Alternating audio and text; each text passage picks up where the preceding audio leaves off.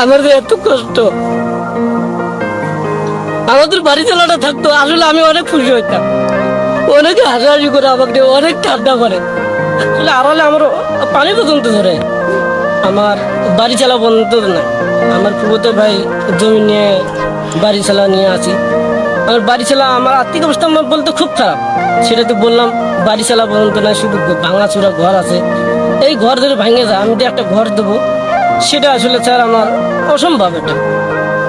এটা আল্লাহ পাকের ইচ্ছায় আমি অনেক টেনশনে থাকি, এই জন্য এগুলা যন্ত্রপাতি আমি কিনছি।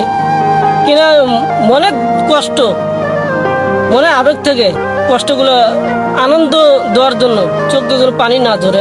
আড়ালে আসলে আড়ালে আমার পানি পর্যন্ত ধরে, এই কারণে আমি ভিডিওগুলো বানাই। বাংলাদেশে যত চর অঞ্চল আছে, অসহায় লোক আছে, সবাইকে দেখতে হবে। আমি চাই না আপনারা আমাকে দেখেন। মানুষ খুশি থাকলে আমিও খুশি থাকবো, এটাই আমার আদর, এটাই আমার কথা। আসলে আমি কথা গুজরেও বলতে পারি না, ছোটবেলার থেকে আমি এরকম।